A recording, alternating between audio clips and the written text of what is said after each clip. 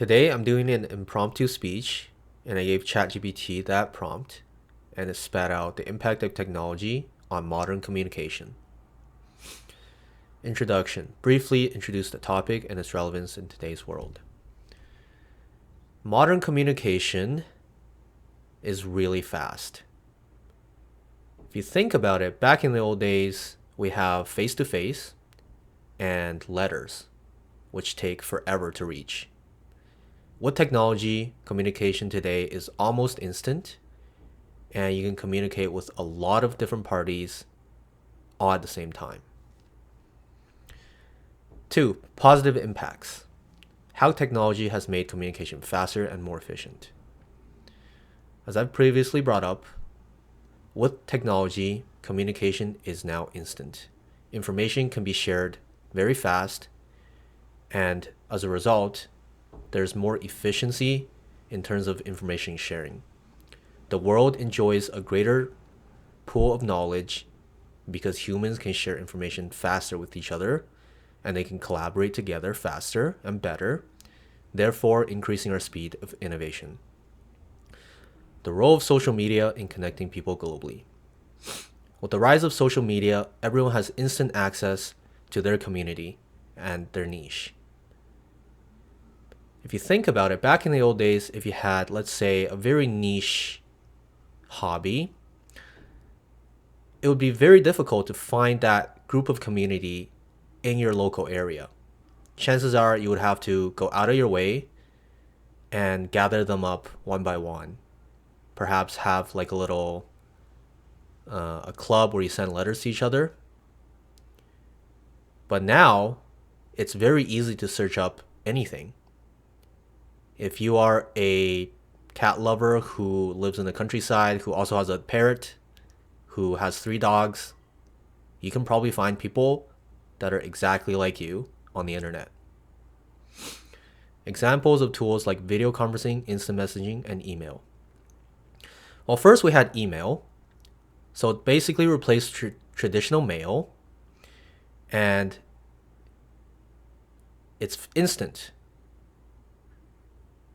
And then came instant messaging, SMS, which now you can carry your phone with you anywhere. So now you don't even need to be at your PC or at a specified location to receive mail. Then comes video conferencing. You can have face-to-face speaking with somebody on the other side of the world.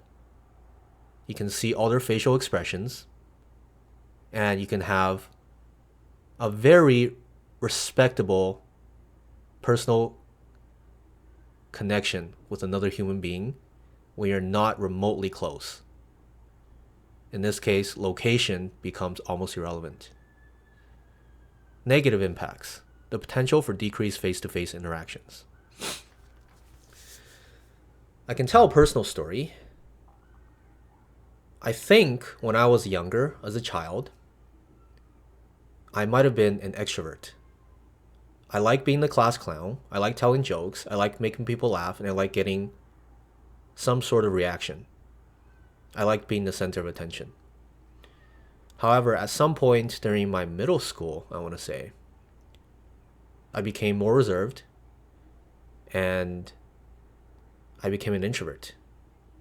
And I think a lot of that had to do with technology. I could stay home, play games, and still talk with my friends. I didn't have to go out. And as a result, my social skills definitely suffered. It wasn't until after university that I got slightly more comfortable talking to strangers and introducing myself. During university, I had a friend who went to the same university as me.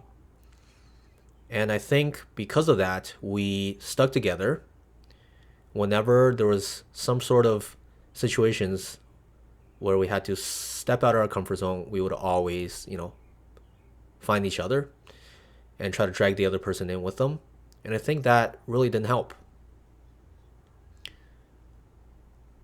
Linking it back to decreased face-to-face interaction, I think in general, today's youth, including people like me who are almost 30, have more problem with face-to-face interaction than previous generations, simply because we just don't have as much practice. The issue of information overload and its effect on mental health. This is another topic that is very interesting. Back in the old days, you can read a book, you can talk to people, you can talk to family and friends at your immediate network. Maybe you read the paper, and that's pretty much all the sources of information you can get. But now, if you want information on anything, you search it up in Google, and you'll have tons and tons of hit results, to a point where you don't know what is true and what isn't. Now you have to do your own due diligence and find out which one is actually true by doing your own research. Think about that. Compared to the old days, perhaps you only had one source or a couple sources and you didn't have this. You kind of just took it at face value and you tried it. It's very interesting. Next is privacy concern and the security of personal data. If you use social media and you post pictures and you post about yourself, it's going to be in there forever. Anyone can see your whole life. I was thinking about this concept with YouTubers these days. You know, YouTube started in 2008 and it's now 2024. A lot of these YouTubers are starting families, they're having kids. Their kids growing up will have full access to all the footage of their parents when they were younger. And I think with time, we can see what kind of effects it has on the world. Next topic, balancing technology and human interactions. The importance of maintaining personal connections. With technology and entertainment readily available in your own home at a click of a couple buttons, people stopped needing to go outside. We can just gain all the entertainment we need in the comfort of our own home. And as humans, we have a tendency to stick with what's comfortable and not want to step out of our comfort zone.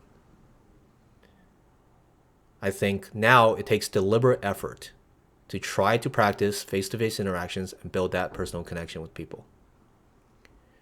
Tips for using technology responsibly and mindfully. One of the big problems is mindless scrolling.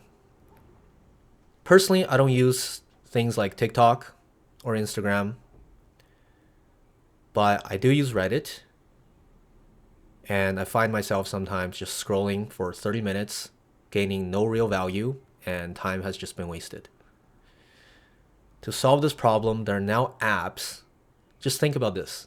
There are now apps that take away features of your phone to help you. There are apps that block your social media apps so that you can't enter them. I think that's just so crazy that that is a service and it's actually required.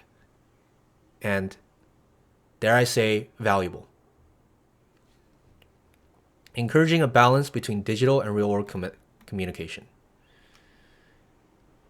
I think we should use technology for communicating when it makes sense. If I need to collaborate with somebody in India or in China, having the ability to do so through video conference call is very valuable.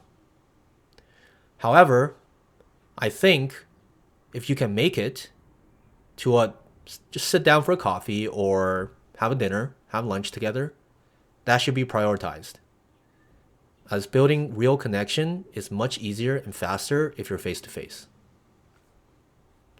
Future trends.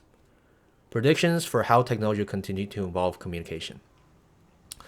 Well, with the advent of AI, less and less people are actually writing their own emails, messages. They just outsource that to AI. And I picture a world where eventually I need to send a message. AI does it for me. The other person receives it. AI receives it for them, gives them maybe a summary. And then it gets to a point where it's just AI talking to each other. I could totally see that happening. Potential impact of emerging technology like AI and VR. Well, I just talked about AI. VR. VR is interesting. VR and AR has been a thing for, I want to say, over 20 years. I remember back in university, I did a topic on AR. No, it was actually on VR. And that was 10 years ago at this point. And it hasn't really taken off. So can't really say much about that. Conclusion. Summarize the key points discussed. So we talked about some positive impacts, like instant communication, being able to collaborate with people all around the world, being able to find a community that you vibe with, having access to more information, more knowledge than ever before, and some negative impacts like decreased face-to-face interaction, people having problems in their social skill, as well as the issue of overload on your mental health, privacy concerns. Now we talked about how we balance that, what are some tips and tricks that we could use, like apps to block social media apps, God forbid, and some future trends like AI. I think that's pretty much it. Thank you.